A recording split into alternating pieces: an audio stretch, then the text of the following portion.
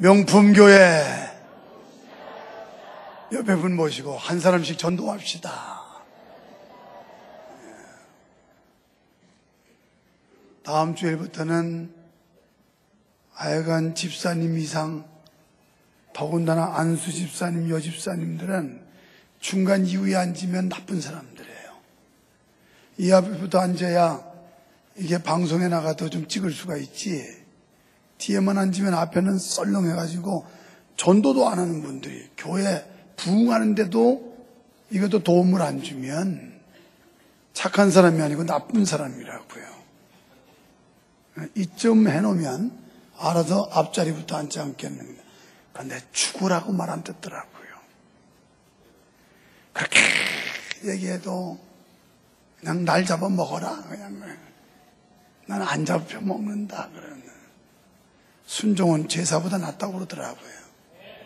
수양의 기름보다도 낫다고 그러더라고요. 성경이에요. 그게 따라하세요. 순종은 제사보다 낫고 수양의 기름보다 낫다. 오늘 성가대도 잘했어요. 수원 명성교회나 와야 이런 찬양을 듣지, 6.25 사변 이래 처음으로 이런 찬양을 들어봤어요. 왜냐하면 명성교회밖에 없으니까. 아멘한 분들은 자손 후대가 복이 있을 겁니다.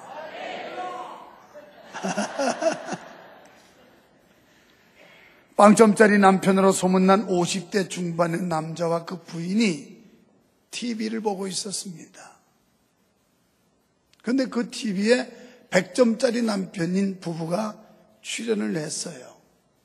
그러다가 아내가 하는 말, 여보, 당신도 저 남자 반만큼만 했으면 좋겠다. 언제나 그렇게 되려는지. 그러자 남편이 듣기 싫다는 표정으로, 야, 뭐 저런 걸 보고 있어. 빨리 돌려. 그래서 아내가 할 수 없이 채널을 다른 방송으로 돌리려고 하자 갑자기 남편이 녹화를 하기 시작했습니다. 어머, 철들면 죽는다는데 당신 이제 좀 뭐 달라지려고 하는 모양이라고. 저거 보고 당신이 변하려고 그러냐고. 저 사람들 부부 두고두고 보면서 배우려고 그러냐고. 그러자 남편이, 무슨 소리야, 사위한테 보내주려고 그래. 자기는 하기 싫고 자기 사위 보고는 마누라한테 잘하는 이런 얘기겠죠.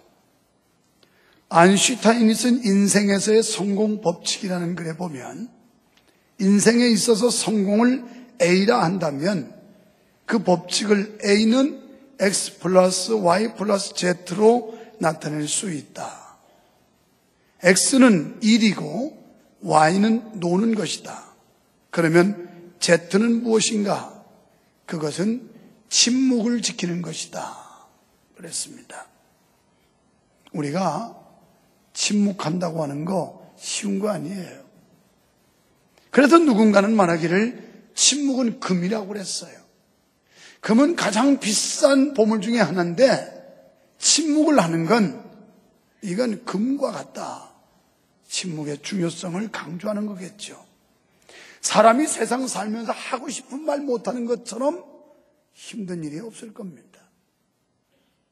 그런데 정말 훌륭한 인격자들은 남이 하는 이야기는 잘 듣고 자기 말은 섣불리 쉽게 하지 않는 사람들입니다. 우리는 이미 하나님의 말씀을 살펴본 대로 3차에 걸쳐서 욥의 세 친구와 변론한 내용을 들었습니다. 결판이 나지 않았어요. 해결의 실마리가 보이지 않았어요. 욥의 세 친구들은 계속해서 욥을 공박하기를, 네가 이토록 비참하게 되고 내 형편이 이렇게 어렵게 된 건 인과응보의 법칙에 의하여 하나님 앞에 무슨 죄인가 지었기 때문이 아니겠느냐. 그러니 빨리 하나님 앞에 이식을 짓고 하고 죄를 회개하여 이 어려움에서 벗어나거라. 욥은 아무리 생각해보다도 죄가 생각나지 않고 또 죄가 없는 건 아니지만 이렇게 심할 정도의 심판을 받을 만큼 죄가 생각이 나지 않았습니다. 그러면서 욥은 반박했어요. 만약에 너의 말이 옳다면 그럼 저 아무렇게 살고 죄를 물 먹듯이 마시고 있는 사람들이 잘 되는 건 무슨 연고냐?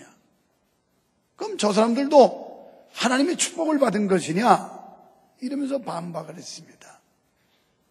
그러면서 결국 인생의 화려함이라고 하는 것, 부요함이라고 하는 것이 모두 다 축복만이 아니라 믿지 않는 자들, 악한 자들이 잘 되는 것은 오래가지 못하고 언젠가는 다 사라지게 될 것이다 라고 답변을 했어요. 지금 이 두 부류가 욥의 주장과 욥의 세 친구의 주장이 팽팽하게 평행성을 긋고 나가고 있을 때 본문에 와서 엘리후라고 하는 욥의 아주 젊은 친구가 등장을 합니다. 엘리후는 젊은 사람이었습니다. 그리고 욥의 세 친구와 욥의 주장이 평행선을 이루고 있을 때 욥이 나서서 자기가 중재자가 되기를 자처하고 있어요. 이런 이유로 앞으로 37장까지 엘리후가 등장을 하면서 기록된 말씀을 주일마다 듣게 될 것입니다. 여러분, 우리는 흔히 일상생활에서 종종 분쟁에 직면하여 중재 위치에 설 때가 있습니다. 사람들이 갈등하고 그래서 이 쌍방 간에 화해를 이루어줘야 되고 이들을 화평시켜야 될 이런 자리에 설 때가 있습니다. 이럴 때 우리는 엘리후의 중재 자세에서 중재 모범을 배워봐야 하는데 그렇다면 올바른 중재 자세는 어떤 것일까요? 첫째는 예절과 교양을 갖추어야 합니다. 올바른 중재자는 예절이 있어야 돼요. 그리고 교양이 있어야 돼요. 할렐루야. 예절과 교양. 엘리후는 중재에 앞서 최대한의 예의를 표했어요. 6절에서 나는 연소하고 당신들은 연로함으로 참고 나의 의견을 감히 진술치 못하였노라. 나도 말하고 싶었습니다. 내 주장도 분명히 있습니다. 그런데 나는 연소하고 젊기 때문에 그래서 연로하신 당신들 앞에서 함부로 말하지 않았습니다. 엘리후는 이렇게 말합니다. 엘리후는 자기의 나이가 그들보다 연소하기 때문에 자기의 의견을 진술하기에 앞서 그들에게 정중하게 양해를 구하고 있어요. 얼마나 훌륭하고 아름다운 인격을 지닌 사람인가를 엿볼 수가 있어요. 우리들 같으면, 요즘 세대 사람들 같으면 아나 무인이죠. 아내가 있습니까 요즘에? 어른애가 있습니까? 애들이 어른한테 덤벼들고 어른의 충고를 받지도 않고 아주 악하고 무서운 세대를 우리는 지금 살아가고 있는 겁니다. 그런데 엘리후는 정중하게 예의와 범절을 지키면서 그러면서 어른들에게 사실은 내게도 생각이 있고 주장이 있고 말하고 싶은 마음이 간절했지만 당신들은 어른이기 때문에 나는 함부로 끼어들지도 않았고 함부로 말을 하지도 않았습니다. 이러면서 자기 입장을 표현해요. 이건 대단히 예의가 바른 행동이지요. 지금까지 대화 속에서 양측의 감정이 격화되어 있는 상태에서 그는 감정을 전혀 내세우지 않고 차분하고 사려 깊으면서 또한 예의 바르게 주장을 펼치고 있는 것입니다. 저는 지난 주간 갑작스럽게 여행을 하게 됐습니다. 여행 중에 왜 하나님이 우리 하늘마음 찬양단이 단기 선교 가는데 동행을 안 하도록 되어 있었는데 갑자기 가게 했을까? 하나님이 내게 주신 숙제가 무엇일까 궁금했습니다. 그래서 우리 찬양들과 함께 행동하는 게 아니고 원래 목적은 우리 찬양단과 같이 하는 거였는데 공항에 내릴 때부터 만나지를 못했어요. 금요일날 돌아오기 전 오후 공연 때 잠깐 만나고 애들이 막 반가워가지고 어쩔 줄 몰라요. 또 공항에서 2차 입고 가는 사람들을 만나는데 아니 며칠 만에 만나는데 이 청년들이 눈물이 글썽글썽하니까 그 청년들을 데리러 왔던 선교사님이 세상에 목사님 보자마자 눈물이 글썽거리고 청년들이 이렇게 목사님을 좋아할 수 있느냐고.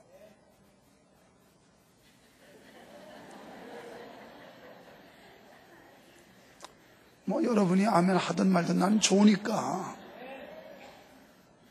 그래서 공항에 내릴 때부터 그들과 같이 하지를 못하고 저는 미얀마에 있는 교회 입당 예배 갔다가 그리고 미얀마 북부의 가장 큰 도시라고 하는 아주 꼭대기까지 가서 고아원 방문하고 그리고 그날의 신학교가 2,000곳이 넘는 해발 2,000m가 넘는 그 높은 곳에 세워진 신학교, 지금도 130년의 역사를 가지고 운영하고 있는 신학교를 방문하고 이러고 이제 오는데 저는 공항에 내려서 만난 분들이 생면부지의 목사님들 6분이었어요.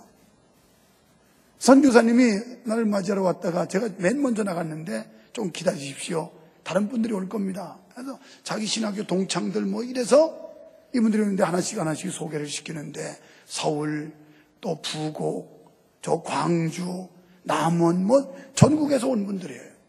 그래서 통성명을 하고 인사하고 그분들과 함께 며칠간을 여행을 하게 됐어요.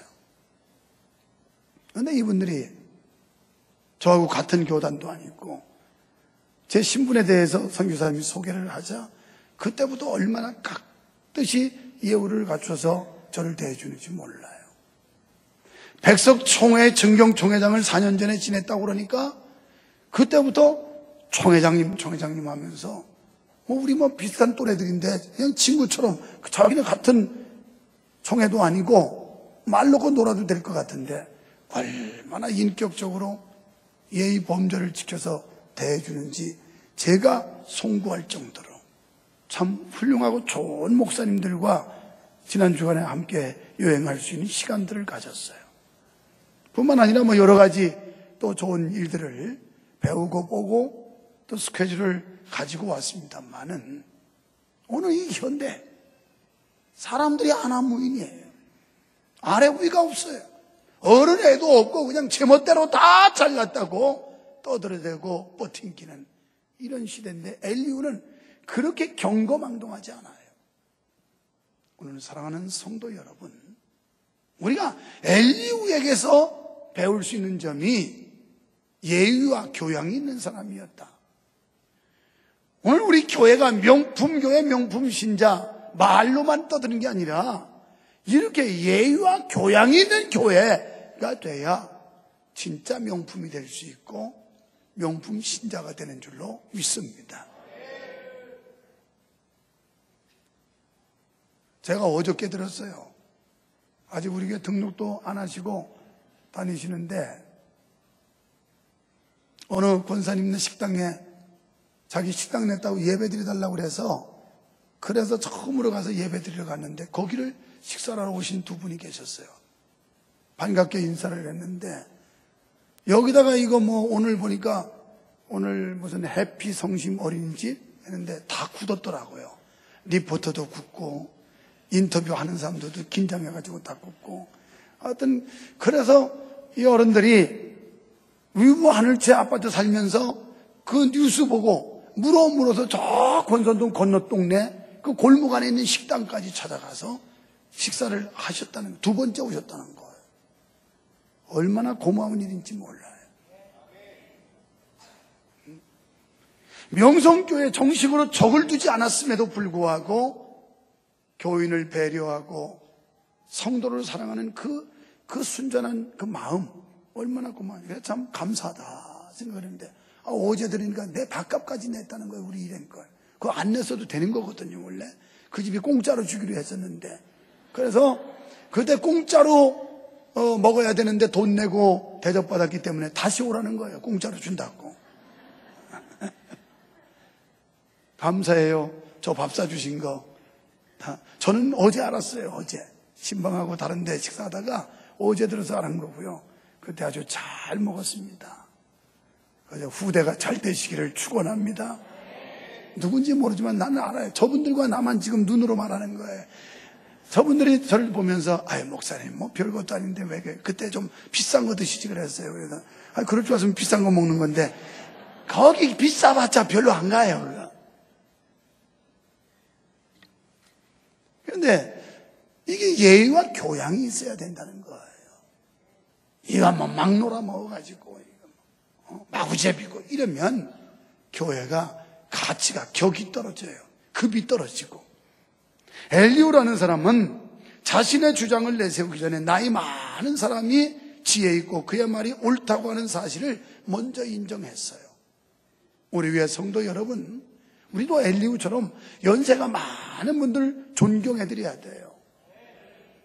그분들 얼굴에 쌓여진 이 주름 하나하나는 인생을 말해주고 세월을 말해주고 관록을 말해주고 경험을 말해주고, 그래서 이 젊은 사람들이 어른들을 잘 공경할 줄 아는 이런 문화, 이런 사회가 돼야 된다는 거예요. 또 신앙의 어른들도 잘 섬겨야 돼요. 가끔 제가 족구하기를 우리 교회 모태신앙들이 참 많거든요. 부모님 뱃속에서부터 예수 믿고 나온 사람들 많아요. 그런데 두 부류예요. 진짜 모태신앙이 있고 한쪽에는 모태신앙이 있어요. 기도도 못해, 봉사도 못해, 또 예배도 못해, 전부 못해야 못해. 부정적이야 이건. 그런데 대부분의 사람들은 모태신앙들이 믿음의 뿌리가 있기 때문에 잘 흔들리지가 않아요. 열심은 없어도 이 뿌리 깊은 나무, 이거 뭐 비바람 태풍 불어도 여간해서 안 뽑혀요. 그런데 뿌리가 약한 건 가지는 많이 벗고 잎은 무성한데 태풍 한번 확 불어버리면 그냥 송두리째 다 뽑힐 수도 있어요. 자, 믿음의 연륜이 오래되신 분들 인정할 수 있어야 되는 거예요. 어째 여기만 아멘 합니까? 여기는 안 할 겁니까? 아멘을 하죠. 아멘하면 뭐 세금 고지서 나간다면요. 그게 왜 함부로 아멘했냐고. 근데 믿음의 연륜이 깊은 분들, 신앙을 오래도록 한 분들은 그분들 나름대로 또 신앙에 많은 관록들을 가지고 계신 분들이에요. 이런 분들을 우리가 예절과 교양을 갖추어서 대해야 될 줄 믿습니다. 이런 자세는 자신의 의견만을 내세우는 사람에게 좋은 교훈이 됩니다. 사람은 누구나 자기가 옳다고 생각되면 아집이 생겨요. 그리고 자기 주장을 관철하기 위해서 억지를 피는 이 아주 고집불통이 되기 쉽습니다. 그래서 자기 의견에 대해 절대적인 권위를 부여하려고 합니다. 엘리후는 스스로 중재자로 나서면서 먼저 자신의 무례함과 결례에 대해서 조심스레 양해를 구하고 있어요. 여러분, 이렇게 중재자는 예의 바르고 겸손하여 먼저 분쟁 쌍방 간의 신뢰를 받을 수 있어야 좋은 중재자가 될 수 있는 겁니다. 사실 성경은 노인 공경에 대해 레위기 19장 32절에서 같이 한번 해볼까요? 너는 샌머리 앞에 일어서고 노인의 얼굴을 공경하며 내 하나님을 경외하라. 나는 여호와니라. 아멘. 샌머리는 하얗게 백발, 흰머리를 말해요. 어른을 말하는 거예요. 30살밖에 안 먹은 사람이 하얗다고 그래서 어른이라는 게 아니고 연세 많은 분들 이 흰머리 앞에 일어서고 노인의 얼굴, 거기에 쌓여진 이 주름들은 역사를 말해주고 있어요. 역사를. 수많은 경험들이 있고 산 지식이 있어요. 이런 분들을 공경하라는 거예요. 공경. 어른들을 인정해드리고 높여드리라는 겁니다.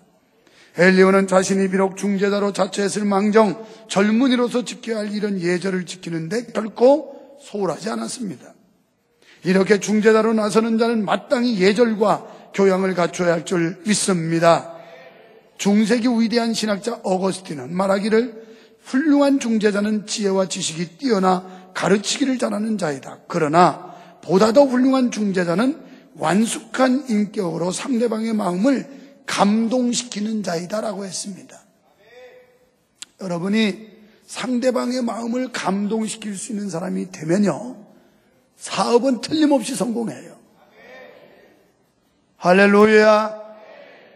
제가 어저께 신방 마치고 들어가니까 마침 글로벌 성공시대 하더라고요. 중간쯤 봤어요.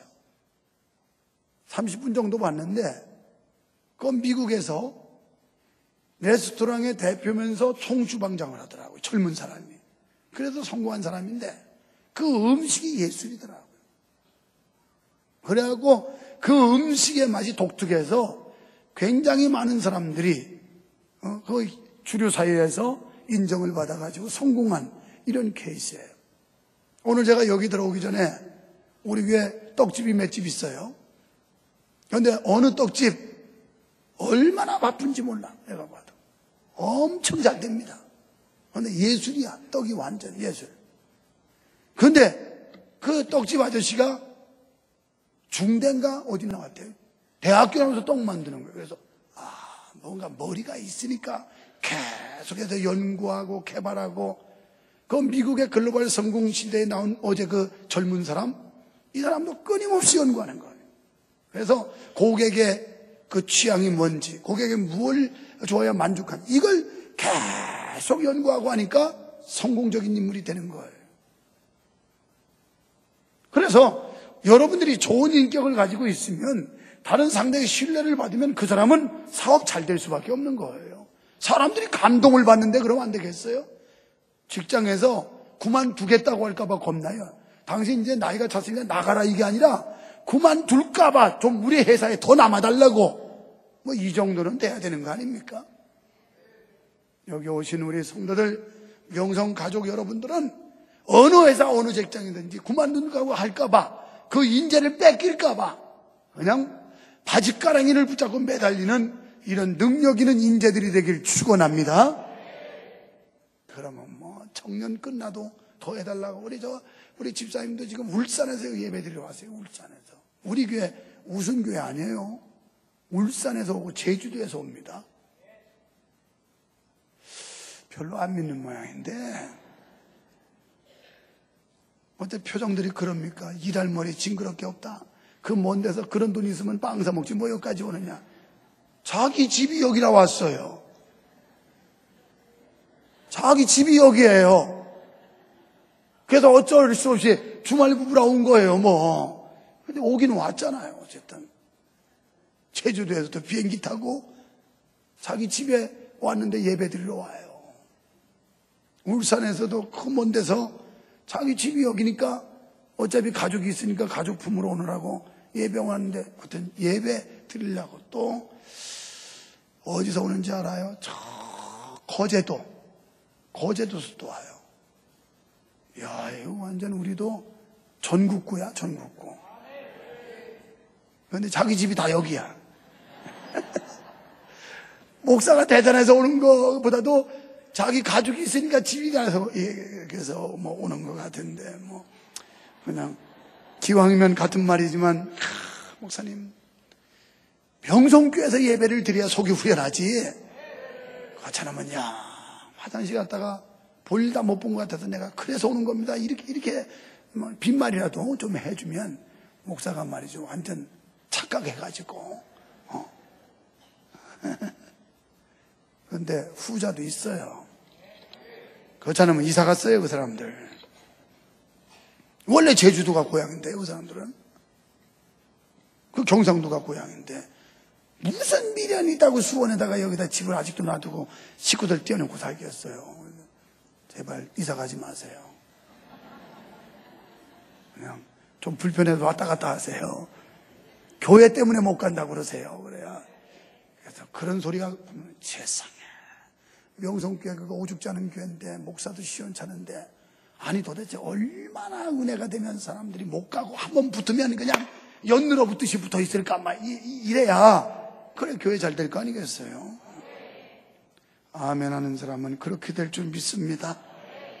안 하는 사람은 적당한 때가 되면 안 갈 줄로 믿습니다. 두 번째는요, 전능자의 기운과 총명을 힘입어야 해요. 올바른 중재자의 두 번째 자격은 여호와 하나님의 기운과 총명을 힘입는 것인데, 엘리후는 8절에서 사람의 속에는 심령이 있고 전능자의 기운이 사람에게 총명을 주시나니, 그랬어요.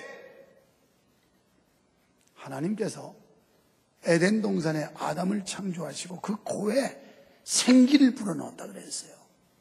이 말은 생명을 불어넣었다는 거예요.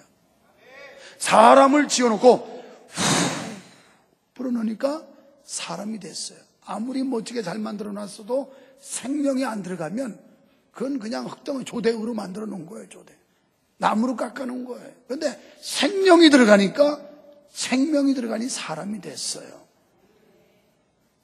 사실 모든 근원적이고 궁극적인 지혜는 오직 하나님께로부터 오는 걸 믿으시기 바랍니다.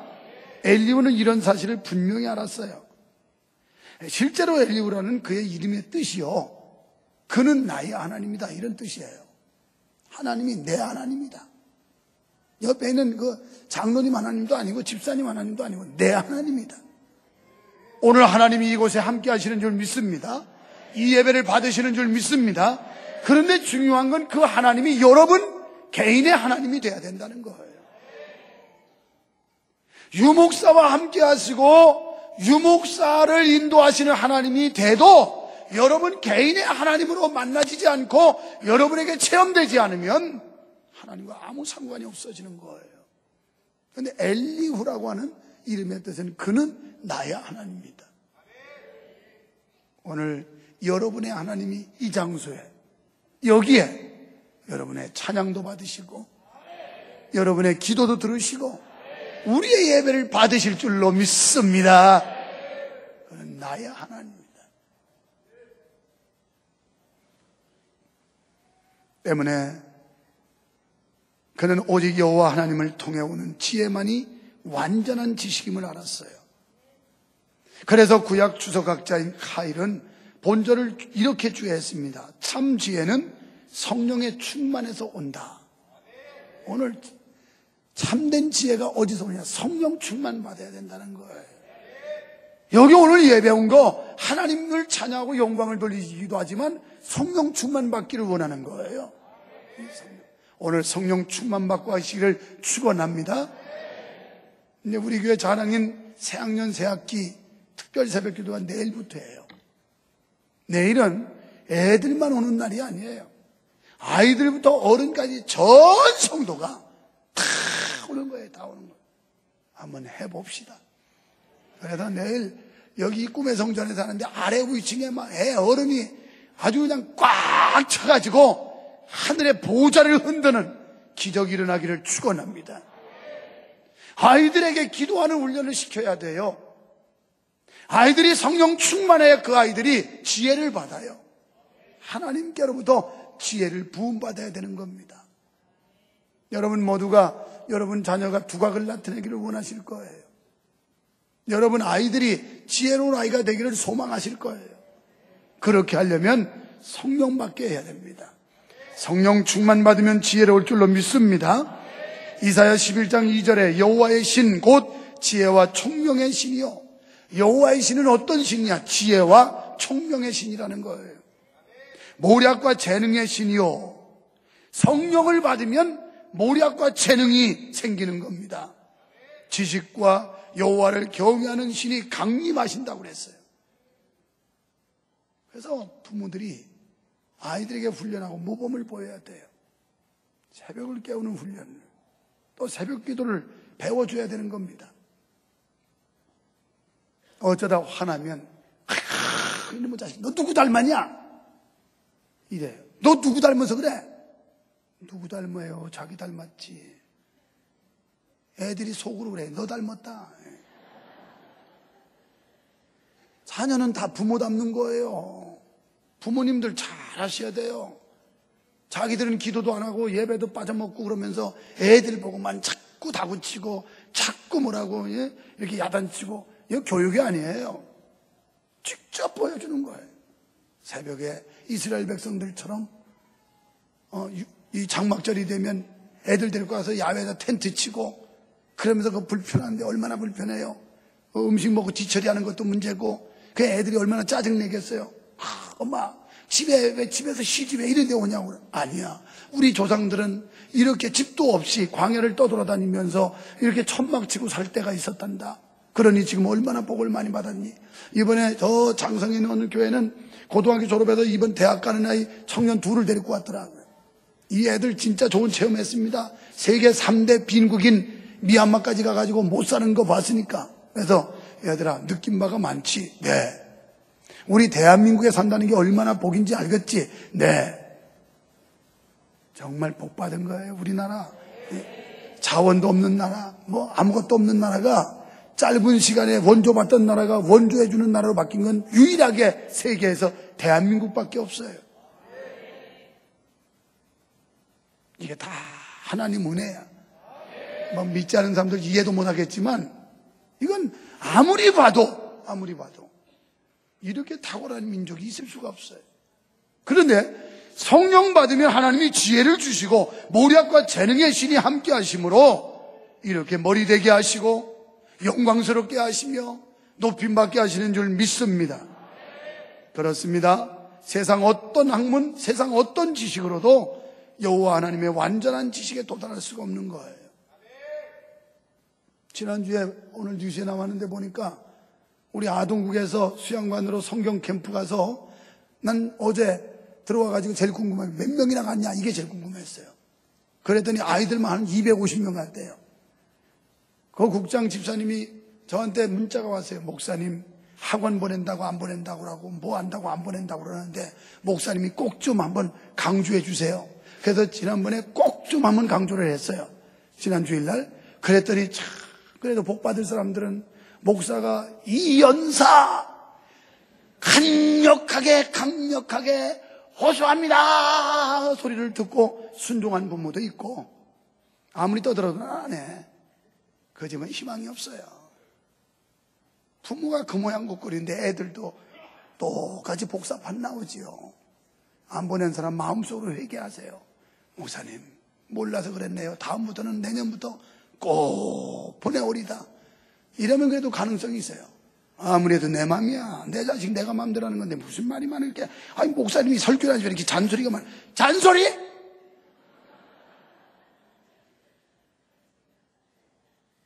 여러분의 자녀 지혜로운 자녀가 되기를 원하시면 아멘 합시다. 하나님의 신이 임해야 돼요. 성령 받아야 돼요.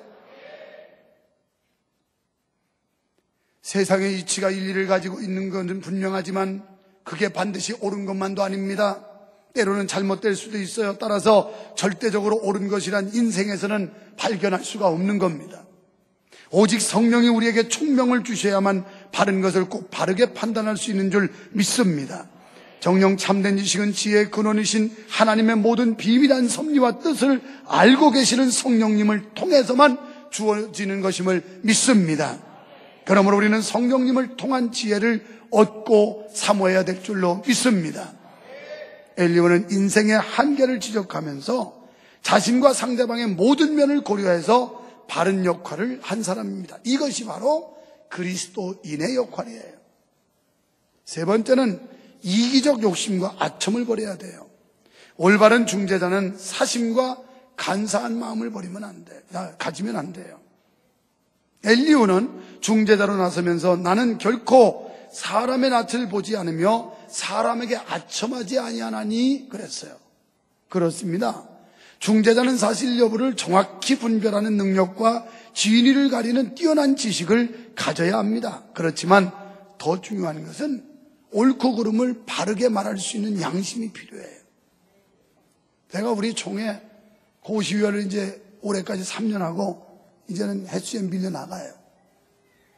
그런데 시험 보고 난 뒤에 사방에서 전화 오면서 점수를 올려달라느니 또 얘는 누구기 때문에 점수를 달라느니 외국 가는데도 또 전화가 와서 문자로 말하라고 했더니 문자를 해서 누구누구인데 이 점수 좀 어떻게 좀 올려달라고 곤란하다고 몇 점이나 맞았는데 그러냐고 그랬더니 총회 사무국에 전화 한 통화 해주면 다 고쳐주기로 했다고 몇 점이냐고 그런데 점수가 이건 뭐 공개할 수가 없어.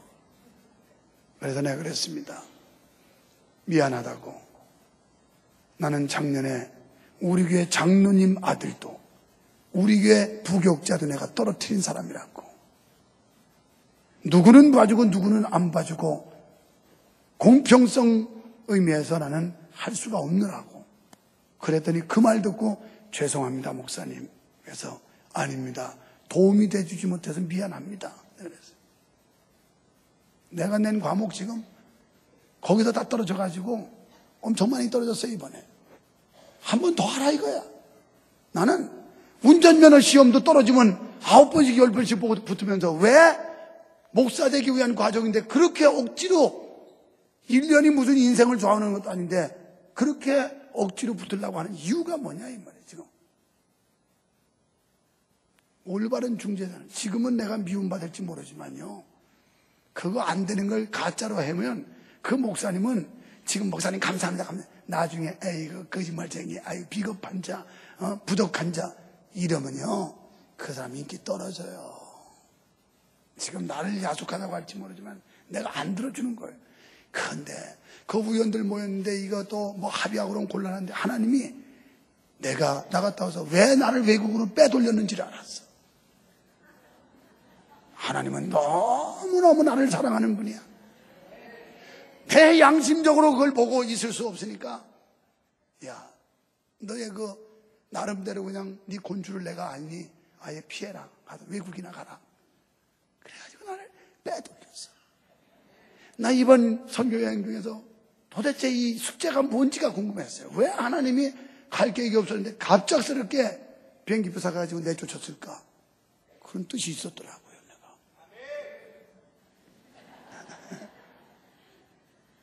여러분, 아첨은요 공의를 무너뜨려요. 하나님의 진리를 불의로 더럽히는 사악한 죄악입니다.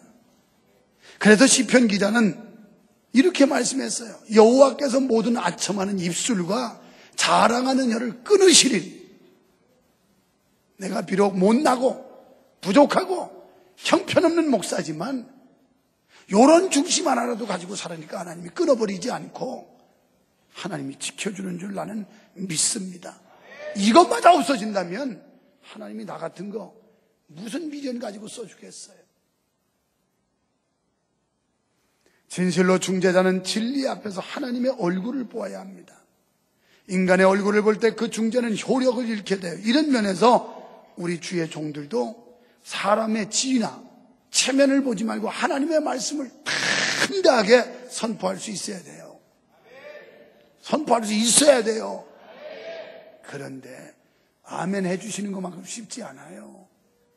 여러분 앉아가지고 인상 팍팍 긁고 있으면 설교하는 저도 부담스러워가지고 설교가 나오다가 들어가. 그래가지고 저 새끼는 뭐가 이렇게 못마땅해서 저렇게 인상 쓰고 있으려나. 도대체 무슨 꼬투리 잡으려고 저러나.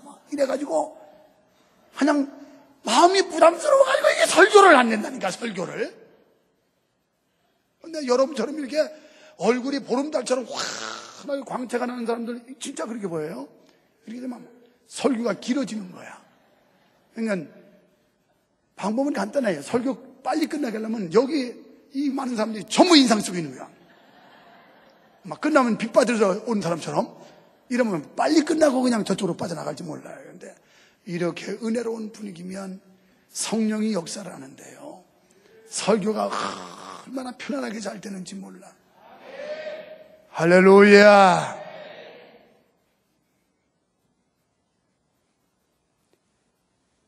우리가 하나님의 말씀을 듣기는 속히 하고 말하기는 더디해야 됩니다. 사연을 듣기 전에 대답하는 자는 미련하여 욕을 당해요. 설교 말씀도 끝까지 경청을 해야 되는 거예요. 설교 말씀. 마음속으로 자기 생각과 맞지 않는다고 중얼중얼하며 듣지 않으면 오해가 되고 시험에 빠지게 돼요. 꼭 마귀란 놈은 좋은 소리를 못 듣게 귀 막아요. 이렇게. 그리고 자기 감정에 걸리는 거, 이런 것들만 듣게 만들어요. 그래가지고 속으로 지금 중얼중얼 시부렁거리고 있는 거야. 그러니까 무슨 은혜를 받겠어요? 빨리 끝나기만 바라는 거지. 무슨 빨리야. 11시 10분에 시작했는데 지금 1시간 10분밖에 안 지났는데. 응? 이 많은 프로그램에서 지금 1시간 10분밖에 안 했는데 오늘 이렇게 신이 나가지고 성신이 나서 설교를 길게 해도 1시간 10분밖에 안 했는데 세상에 그걸 못 참아가지고 쪼글쪼글쪼글 무슨 은혜가 되겠어요? 전적으로 하나님의 말씀으로 듣고 그 권위를 인정할 때 은혜 받을 줄 믿습니다. 그것이 은혜 받는 지름길인 줄 믿으시기를 바랍니다. 사도행전 10장 44절에 보니까 말씀을 들을 때 성령이 임한다고 그랬어요. 교회 와서 여러분이 말씀을 들으실 때 성령이 임한다는 거예요. 어저께 어떤 목사님이 갑자기 알지도 못하는 분이 찾아왔어요. 어떤 목사님이 소개했다고. 그래서 이런저런 대화하다 이런 말을 해요. 목사님 소개를 받고 제가 방송을 봤는데 깜짝 놀랐다는 거예요. 방송으로 나가는 설교에 그렇게 당돌하게 노골적으로 담대하게 설교하는 목사님을 이 시대에 보기가 아주 어려운데 목사님 정말 대단한 분으로 알고 왔습니다. 그래서 속으로 대단한 건 돌입니다. 그래서 돌대가리가 대단한 겁니다. 뭐 별로 대단한 게 없는 거예요. 근데 이 돌은 또 변함이 없어요. 새도 자르는 게 돌이에요. 금강석으로 새 자르는 겁니다. 엘리야는 진리를 외치지 않으면 견딜 수가 없었어요. 가만히 이 세 친구와 그리고 욥과 변론하는 걸 지켜보면서 이제는 자기가 끼어들어야 되겠다. 이 말을 하지 않고서는 못 뺏기겠다. 그래가지고 도무지 이 마음이 끌어올라서 견딜 수가 없어서 지금 등장을 한 겁니다. 그는 진리를 가슴속에 소유하고 있으므로 마치 새 포도주를 담은 새 가죽 부대가 금방이라도 터질 것 같은 그런 심정이었어요. 우리 명성가족 여러분, 복음을 가진 우리들, 예수 그리스도의 심장을 가진 우리가 이 복음을 전하지 않으면 가슴이 터질 것 같은 이런 감동과 이런 역사가 우리 속에 일어나기를 소원합니다. 이걸 말하지 않고는 못 베기는 거예요. 전하지 않고는 못 견디겠는 거예요. 그래서 사도 바울도 내가 복음을 부득불 전하게 되는데 만일 복음을 전하지 않으면 내게 화가 임할 것이다 그랬어요. 이것이 진리를 소유한 자의 마음입니다. 사랑하는 성도 여러분, 그리스도께서 우리의 중보자가 되시사 하나님과의 막힌담을 하시고 우리를 하나님 앞에 서게 하는 놀라운 구원의 역사를 이루셨듯이 우리 역시 그리스도를 본받아 중재자의 삶을 삽시다. 그래서 우리가 가는 곳마다 분쟁이 해결되고 이 땅 위에 주님 주신 평화와 화평이 가득 찰 수 있도록 함께 기도하며 노력하십시다.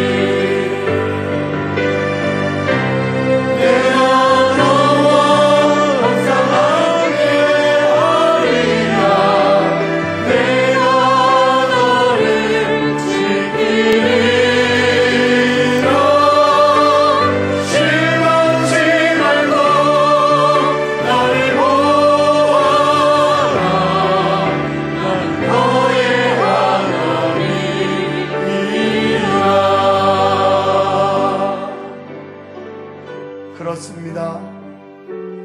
왜 걱정하십니까? 왜 염려하십니까? 왜 두려워하십니까? 하나님이 나의 하나님이라고 믿어지지 않기 때문입니다. 하나님이 나와 함께 하시고 그분이 나를 책임져 주신다고 믿는다면 우리는 어떤 환경, 어떤 상황 앞에서도 비굴하지 않고 비겁하지 않을 수 있습니다. 사랑하는 성도 여러분, 주님의 올바른 중재자처럼 우리도 갈등이 있는 곳에, 분열이 있는 곳에 아름다운 중재적 삶을 살게 되기를 소원합니다. 하나님 아버지 감사합니다. 우리를 써주시옵소서. 하나님을 만나게 하시고 주님의 손으로 우리를 붙들어 주시옵소서.